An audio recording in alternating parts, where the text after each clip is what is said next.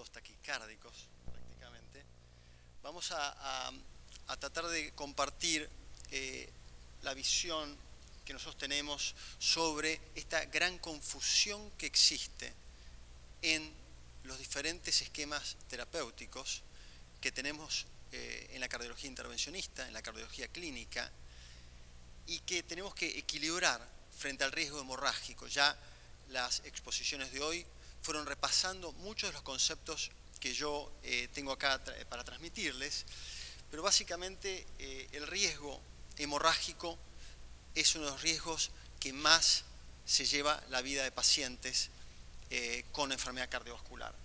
Y los eventos hemorrágicos son producidos por esquemas terapéuticos que damos nosotros. Entonces tenemos que tener un conocimiento muy detallado, no solamente de la anatomía coronaria, válvulas, ventrículos, sino de aspectos hematológicos, del comportamiento de las plaquetas, para poder tratar a nuestros pacientes con enfermedad coronaria.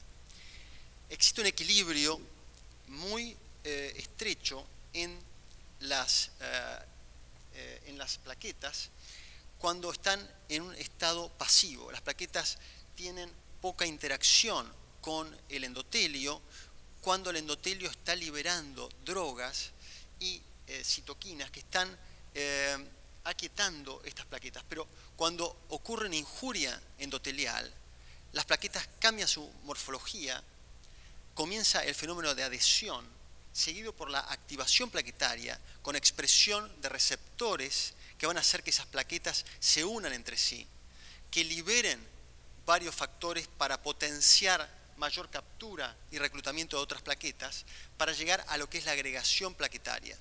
Y este fenómeno de agregación plaquetaria es el primer trombo, el trombo blanco, es el trombo aquel que nosotros vemos en los infartos agudos cuando aspiramos, que viene en las primeras horas, que es un trombo muy friable, un trombo blanquecino, luego seguido de un fenómeno más coagulante cuando ya el trombo se transforma en un trombo rojo.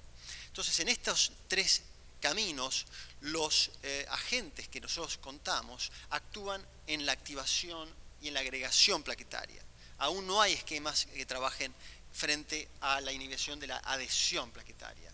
Pero sí tenemos que estar familiarizados con todas estas drogas que se fueron mencionando, que son receptores en estas plaquetas y que van a actuar frente a la enfermedad de base, al accidente de placa y frente también al tratamiento que le vamos a implementar al paciente, que es colocarle un stent.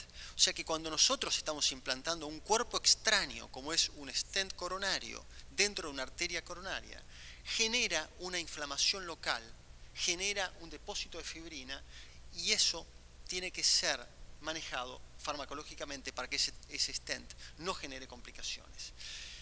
Y cuando tratamos una obstrucción estable, como se ve en la izquierda, con respecto a una obstrucción inestable, como se ve en la derecha, sabemos que estas obstrucciones inestables, muchas veces trombóticas, tienen un comportamiento distinto, una interacción con el stent diferente.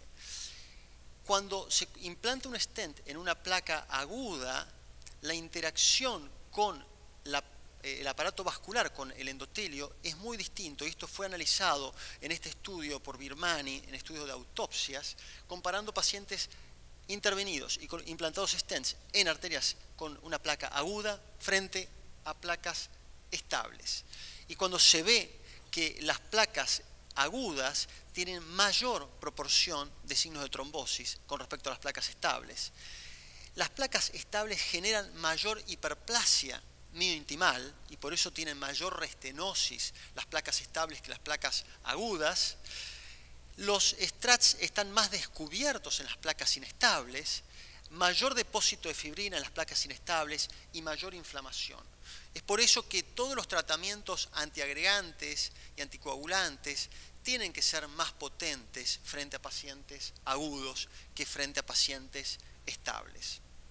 Por otro lado, la intervención coronaria ha ido incrementándose en los últimos años llegando a sobrepasar a la cirugía a partir del advenimiento de los stents y luego de los stents farmacológicos. Fíjense, en pacientes con múltiples vasos, incluso en ellos la terapéutica percutánea se ha ido sobrepasando la cirugía. Y eso ocurre interviniendo lesiones más complejas, como esta lesión de tronco, donde estamos implantando stents, que se puede ver aquí en este tipo de técnica de stent boost, donde se ven stents implantados en una anatomía muy adversa para que la estructura metálica se compatibilice con el árbol vascular. O sea que estamos frente a circunstancias, a mayor número de pacientes y anatomías más complejas. La trombosis del stent fue algo que cuando se comenzó con el implante de stents se le tapaban 1 de cada 4 pacientes. Y esto ha ido disminuyendo con el paso de los años a tener tasas de trombosis de stent cercanas al 1 al 2% según la patología. O sea que esta fiebre de la trombosis del stent, que realmente era una problemática al principio de la angioplastia, fue mermando con el desarrollo de stents cuyos strats se han ido disminuyendo en su perfil, incluso con la incorporación recientemente de los stents biodegradables. O sea que este fenómeno de trombosis de stent ha mejorado no solamente por el desarrollo de stents más compatibles, más conformables, más delgados, sino que también la técnica de implante de stent ha ido mejorando, yendo a altas presiones, y también la visualización de los resultados ha ido mejorando, con lo cual este fenómeno de trombosis de stent ha ido disminuyendo. Dentro de los esquemas que se proponen para disminuir la trombosis de stent, inicialmente este estudio mostró una reducción de la trombosis de stent cuando se aumenta la dosis de clopidogrel, o sea que el tratamiento frente a pacientes complejos, aunque uno no tenga otro tipo de drogas disponibles, el incremento de la dosis, ya eso per se disminuye la trombosis de stent, aumenta la eficacia del clopidogrel. Sin embargo, sabemos que hay un grupo de pacientes que son resistentes. Ese grupo de pacientes resistentes se pueden detectar por diferentes análisis de sangre. En este caso nosotros hicimos un estudio en angioplastias consecutivas con este método que se llama Verify Now, y pudimos comprobar que de aquellos pacientes tratados con clopidogrel, 1/4 de aquellos eran resistentes a la droga. Frente a los pacientes tratados con antiagregantes más potentes, donde no veíamos este fenómeno de resistencia plaquetaria. Y esta diapositiva ya la mostró recién, y esto ha demostrado claramente que los pacientes resistentes tienen mayor tasa de eventos, mayor trombosis de stent, mayor progresión de eventos isquémicos. Pero también sabemos que esta población es una población que está claramente identificada como pacientes que son más añosos, más mujeres, más diabéticos, más obesos, peor clearance de creatinina y mayor asociación con inhibidores de la bomba de protones. O sea, es una población que ya per se tiene mayor riesgo y que ya per se uno puede identificar como pacientes proclives a tener resistencia plaquetaria. Y a esos pacientes que tienen resistencia al clopidogrel, cuando se les incrementa la dosis de clopidogrel, se ve un beneficio muy escaso en cuanto a la resistencia plaquetaria. Fíjense que cuando tenían un 60% de resistencia, cuando se les incrementa la dosis de clopidogrel, la resistencia plaquetaria baja a un 40%. O sea que hay una mejoría, pero el paciente que es resistente al clopidogrel generalmente no responde, aunque sea tampoco a muy altas dosis del clopidogrel. Los nuevos antiagregantes ya fueron repasados, así que voy a pasar bastante por alto la del ticagrelor, que ya sabemos que han demostrado una reducción no solamente en los eventos isquémicos, sino también en la mortalidad, y también el prasugrel. O sea que estos nuevos antiagregantes han demostrado un beneficio en cuanto a la isquemia. Sin embargo, también han demostrado riesgos que fueron claramente expuestos con respecto al riesgo, sobre todo riesgo hemorrágico. Y tenemos que balancear frente a nuestro paciente delante que tenemos en la sala de cateterismo, que tenemos en unidad coronaria, cuál es el riesgo isquémico, cuál es el riesgo hemorrágico, y es muy difícil establecerlo cuando estamos mirándolo solamente o guiándonos por parámetros de inspección clínica. Cuando nosotros analizamos en nuestra base de datos, estos son todos pacientes tratados en el año 2012, de 422 pacientes que habían ingresado a nuestro instituto con un síndrome de coronaria agudo y fueron sometidos a angioplastia, la proporción de pacientes tratados a un año 2012 con clopidogrel era del 57% frente al 40% tratados con nuevos antiagregantes. Eran más jóvenes los pacientes tratados con nuevos antiagregantes. La mortalidad fue similar al año, esto tiene un seguimiento de un año, 2.5, 2.8% de mortalidad.